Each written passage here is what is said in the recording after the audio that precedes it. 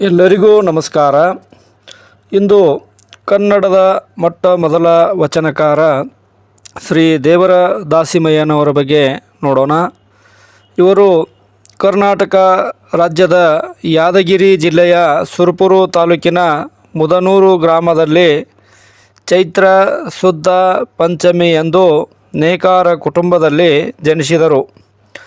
ಇವರು ರಾಮಯ್ಯ ಮತ್ತು ಶಂಕರಿ ಶರಣ ದಂಪತಿಗಳ ಪುಣ್ಯ ಉದರದಿಂದ ಜನಿಸಿದವರು. ತತ್ವನಿಷ್ಠ ಶರಣರಾಗಿದ್ದರು. ಇವರು ನೇಯ್ಗೆ ಕಾಯಕ ಯೋಗಿಯಾಗಿದ್ದು ದೇವಾಂಗ, ಹಟಗಾರ, ಕುರಿಹಿನ ಶೆಟ್ಟಿ, ಪಟ್ಟಸಾಲಿ, ಪದ್ಮಸಾಲಿ, ಜೇಡರ, ಸ್ವಕುಳಸಾಳಿ, ಕೋಷ್ಟಿ ಮೊದಲಾದ ಅನೇಕ ಉಪನಾಮಗಳನ್ನು ಹೊಂದಿದ್ದ ನೇಕಾರ ವೃತ್ತಿಯ ಜನಾಂಗದವರೆಲ್ಲರೂ ಈತನನ್ನು ತಮ್ಮ ಮೂಲ ಅಂದರೆ ಕುಲಗುರುಗಳೆಂದು ಶ್ರದ್ಧಾ ಭಕ್ತಿಯಿಂದ ಆರಾಧಿಸುತ್ತಾರೆ. ಶ್ರೀ ದಾಸಿಮಯ್ಯನವರು ಪತ್ನಿ ದುಗ್ಗಳೆ. ಇವರ ನಿರ್ಮಲ ಭಕ್ತಿ, ಕಾಯಕ ನಿಷ್ಠೆ, ದಾಸೋಹ ಪ್ರಜ್ಞೆ, ಸದಾಚಾರಿಗಳಿಗೆ ಪ್ರಸನ್ನನಾದರು. ಶಿವನು ಈ ದಂಪತಿಗಳಿಗೆ ಅಕ್ಷಯ ಧಾನ್ಯ ಸಂಪತ್ತನ್ನು ಕೊಟ್ಟು ಆಶೀರ್ವದಿಸಿದರೆಂದು ಪುರಾಣದಿಂದ ತಿಳಿದುಬರುತ್ತದೆ. ಇವರು ಶಿವಭಕ್ತನಾಗಿದ್ದರಿಂದ ಈತನು ನೇಯ್ಗೆಯ ಕಾಯಕವನ್ನು ಮಾಡುತ್ತಿರುವುದರಿಂದ ಜೇಡರ ದಾಸಿಮಯ್ಯನೆಂದು ಕರೆಯುತ್ತಿದ್ದರು. ಒಂದು ದಿನ ಶ್ರೀ ದೇವರ ದಾಸಿಮಯ್ಯನವರು ತಾವು ನೇಯ್ದ ಅಮೂಲ್ಯ ಬಟ್ಟೆಯನ್ನು ಯಾವ ಪ್ರತಿಫಲವಿಲ್ಲದೆ ಬಡಜಂಗಮನಿಗೆ ಉಚಿತವಾಗಿ ಕೊಡುಗೆಯಾಗಿ ಅರ್ಪಿಸಿದರು. ಆಗ ಆ ಜಂಗಮನು ದಾಸಿಮಯ್ಯನ ಮುಂದೆ ಆ ವಸ್ತ್ರವನ್ನು ಹಲವು ಚಿಂದಿಗಳನ್ನಾಗಿ ಹರಿದು ಹಾಕಿದರು. ಆಗ ಶರಣನು ಕೋಪಗೊಳ್ಳದೆ, ದುಃಖಿಸದೆ, ಸ್ವಲ್ಪವೂ ವಿಚಲಿತನಾಗದೆ ಶಾಂತ ಚಿತ್ತನಾಗಿ ಶಿವನ ಸೊಮ್ಮು ಶಿವನಿಗೆ ಸಲ್ಲಿತು ಎಂದು ವಿನಯದಿಂದ ನುಡಿದರು. ಆಗ ಶಿವರೂಪಿ ಜಂಗಮನು ಈತನ ಪರಿಶುದ್ಧ ಭಕ್ತಿಗೆ ಮೆಚ್ಚಿ ತಪನಿಧಿ ಎಂಬ ಅಕ್ಷಯ ಧಾನ್ಯವನ್ನು ಕೊಟ್ಟು ಅನುಗ್ರಹಿಸಿದನು. ಹಾಗೆಯೇ ಶ್ರೀ ದೇವರ ದಾಸಿಮಯ್ಯನವರು ಜಂಗಮ ದಾಸೋಹ ಮಾಡುತ್ತಾ ದೇವರಿಗೆ ಹತ್ತಿರದವನಾದನು. ಆ ಮೂಲಕ ಇವರಿಗೆ ದೇವರ ದಾಸಿಮಯ್ಯನವರೆಂದು ಕರೆಯಲಾರಂಭಿಸಿದರು. ಇವರು ಅನೇಕ ವಚನಗಳನ್ನು ರಚಿಸಿರುತ್ತಾರೆ. ಇವರ ಅಂಕಿತ ನಾಮ ರಾಮನಾಥ ಎಂದು ಹೇಳಲಾಗಿದೆ. ಅದರಲ್ಲಿ ಆಯ್ದ 10 ಶ್ರೇಷ್ಠ ವಚನಗಳ ಬಗ್ಗೆ ಇಲ್ಲಿ ಸಂಕ್ಷಿಪ್ತವಾಗಿ ತಿಳಿದುಕೊಳ್ಳೋಣ. ಇಳೆ ನಿಮ್ಮ ದಾನ, ಬೆಳೆ ನಿಮ್ಮ ದಾನ, ಸುಳಿದು ಬೀಸುವ ಗಾಳಿ ನಿಮ್ಮ ದಾನ, ನಿಮ್ಮ ದಾನವನ್ನುಂಡು ಅನ್ಯರ ಹೊಗಳುವ ಕುನ್ನಿಗಳೇನೇನೆಂಬ ರಾಮನಾಥ.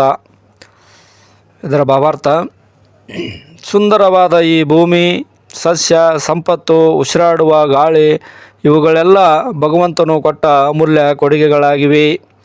ಹೀಗೆ ಕರುಣಿಸಿದ ಅವನನ್ನು ಅಂದರೆ ದೇವರನ್ನು ಕೊಂಡಾಡುವುದು ಧರ್ಮವಾಗಿದೆ.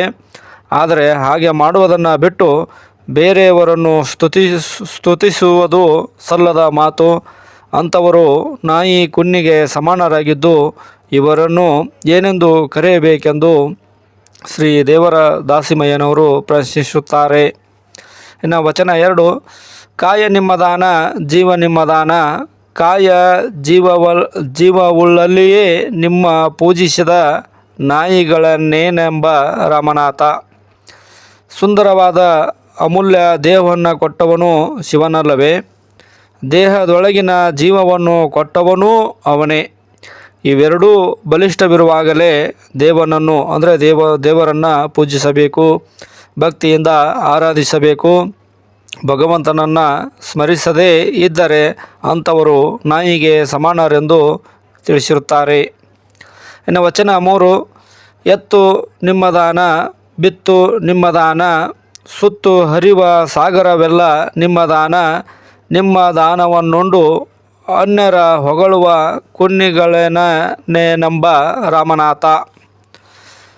ಅಂದರೆ ಭಾವಾರ್ಥ: ಹೊಲವನ್ನು ಉಳ್ಳುವ ಎತ್ತು, ಬಿತ್ತುವ ಬೀಜ, ಸುತ್ತಲೂ ಹಬ್ಬಿರುವ ನೀರು, ಗಾಳಿ, ಬಿಸಿಲು ಇವೆಲ್ಲವುಗಳು ದೇವರು ಕೃಪೆಯಿಂದಲೇ ನಮಗೆ ದೊರೆತಿರುತ್ತವೆ. ಬೇರೆಯವರನ್ನು ಹೊಗಳುವುದು ಸರಿಯಲ್ಲ. ಅವನು ಕರುಣಾಮೂರ್ತಿಯಾಗಿದ್ದು ಅವನ ಕೊಟ್ಟ ಅಮೂಲ್ಯ ಕೊಡುಗೆಗಳನ್ನು ಸ್ಮರಿಸುತ್ತಾ ಪ್ರತಿನಿತ್ಯ ತಪ್ಪದೆ ಆತನನ್ನು ಆರಾಧಿಸಬೇಕು. ನಾವು ಪಶುವಿನಂತೆ ಆಗಬಾರದೆಂದು ಹೇಳಿರುತ್ತಾರೆ. ಇನ್ನು ವಚನ 4, ತೊಡೆಯಲ್ಲಿ ಲಿಂಗ ಮುದ್ರೆಯನ್ನೊತ್ತಿದಡೇನೇನು, ಅದು ನಡೆಯಲ್ಲಿ ಶುಚಿಯಾಗಿರಬಲ್ಲುದೇ. ಮಡಿಲಲ್ಲಿ ಲಿಂಗವ ಕಟ್ಟಿದಡೇನು, ಲೋಕದ ಅಜ್ಞಾನಿತನ ಬಿಡುವುದೇ. ನಡೆ ನುಡಿ ಸತ್ಯ ಸದಾಚಾರಿಗಳು, ಎಡೆಗೊಂಬರು ಕಾಣ ರಾಮನಾಥ. ಇದರ ಭಾವಾರ್ಥ: ಎತ್ತಿನ ತೊಡೆಗೆ ಲಿಂಗ ಮುದ್ರೆಯನ್ನು ಒತ್ತುತ್ತಾರೆ. ಅದು ಬಸವನೆಂದು ಕರೆಸಿಕೊಳ್ಳುತ್ತದೆ. ಅದು ನಡತೆಯಲ್ಲಿ ಶುಚಿಯಾಗಿರುವುದಿಲ್ಲ. ಮನುಷ್ಯನ ಕೊರಳಲ್ಲಿ ಲಿಂಗವನ್ನು ಕಟ್ಟಿದ ಮಾತ್ರಕ್ಕೆ ಆ ಲೋಕದ ಅಜ್ಞಾನ ದೂರವಾಗುವುದಿಲ್ಲ. ನಡೆಯಲ್ಲಿ ಸದಾಚಾರ, ನುಡಿಯಲ್ಲಿ ಸತ್ಯ ಸಂಧನಾಗಿರಬೇಕು. ಇಂಥವರು ಸಿಗುವುದು ದುರ್ಲಭ. ಸಾವಿರಕ್ಕೊಬ್ಬ ಭಕ್ತ, ಲಕ್ಷಕ್ಕೊಬ್ಬ ಶರಣ, ಕೋಟಿಗೊಬ್ಬ ಮುಕ್ತ ಎಂದು ತಿಳಿಸಿರುತ್ತಾರೆ. 5ನೇ ವಚನ: ಕರಿಯ ನಿತ್ತಡೆ ಒಲ್ಲೆ, ಸಿರಿಯ ನಿತ್ತಡೆ ಒಲ್ಲೆ, ಹಿರಿದಪ್ಪ ರಾಜ್ಯವ ನಿತ್ತಡೆ ಒಲ್ಲೆ. ನಿಮ್ಮ ಶರಣರ ಸುಳ್ನುಡಿಯ ಒಂದರ ಗಳಿಗೆ, ಇತ್ತಡೆ ನಿಮ್ಮನ್ನೆತ್ತ ಕಾಣ ರಾಮನಾಥ. ಅಂದರೆ ಆನೆ ಕೊಟ್ಟರೂ ಒಲ್ಲೆ, ಸಂಪತ್ತು ಕೊಟ್ಟರೂ ಒಲ್ಲೆ, ವಿಶಾಲವಾದ ಸಾಮ್ರಾಜ್ಯವನ್ನು ಕೊಟ್ಟರೂ ಬೇಡ.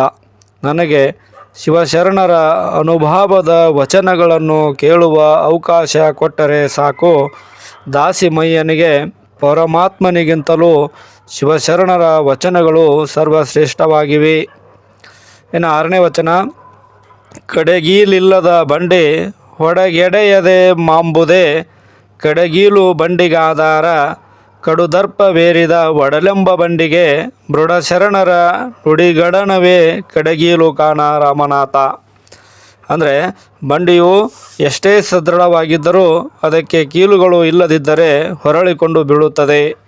ಮಾನವ ಜೀವನಕ್ಕೆ ದುರ್ಗುಣಗಳನ್ನು ಹೋಗಲಾಡಿಸಿ ಶರಣರ ಅನುಭಾವದ ನುಡಿಮುತ್ತುಗಳು ಅವನನ್ನು ಸನ್ಮಾರ್ಗದತ್ತ ಕೊರೆದೊಯ್ಯುತ್ತವೆ. ಸತ್ಪುರುಷರ ನುಡಿಗಳು ಮದದಿಂದ ಸೊಕ್ಕಿ ನುಡಿಯುವ ಮನುಷ್ಯನಿಗೆ ತತ್ವ ಬೋಧನೆಗಳು ಕೀಲುಗಳಂತೆ ಎಚ್ಚರಿಸುತ್ತವೆ. ಎಳ್ಳು ಇಲ್ಲದ ಗಾಣದಲ್ಲಿ ಎಣ್ಣೆಯುಂಟೆ, ಜೊಳ್ಳು ತೂರಿದಲ್ಲಿ ಭತ್ತ ಉಂಟೆ. ಕಳ್ಳ ಹಾದರಿಗರ ಸಂಪಾದನೆ, ಹೊಳ್ಳ ಕುಟ್ಟಿ ಕೈ ಹೊಟ್ಟಾದಂತೆ ಕಾಣ ರಾಮನಾಥ. ಎಳ್ಳು ಗಾಣದಲ್ಲಿ ಹಾಕದೆ ಹಾಗೆ ತಿರುಗಿಸಿದರೆ ಎಣ್ಣೆ ಬರಲಾರದು. ಬರೀ ಜೊಳ್ಳು ಅಂದರೆ ಹೊಟ್ಟು ತೂರಿದರೆ ಭತ್ತ ದೊರೆಯಲಾರದು.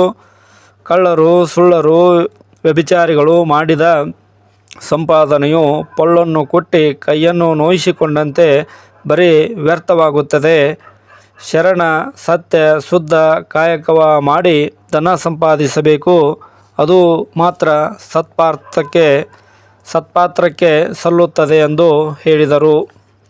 ಇನ್ನು 8ನೇ ವಚನ: ಕತ್ತೆ ಬಲ್ಲುದೆ ಕಸ್ತೂರಿಯ ವಾಸನೆ, ತೊತ್ತು ಬಲ್ಲಳೆ ಗುರುಹಿರಿಯರು ಉತ್ತಮರೆಂಬುದು. ಭಕ್ತಿಯ ನರಿಯದ ವ್ಯರ್ಥ ಜೀವಿಗಳು ನಿಮ್ಮನ್ನೆತ್ತ ಬಲ್ಲರೈ ರಾಮನಾಥ. ಅಂದರೆ ಕತ್ತೆ ಕಸ್ತೂರಿಯ ವಾಸನೆಯನ್ನು ತಿಳಿಯದು. ಮನೆಯ ಕೂಲಿಯ ಆಳು ಗುರುಹಿರಿಯರನ್ನು ಗೌರವಿಸುವುದಿಲ್ಲ.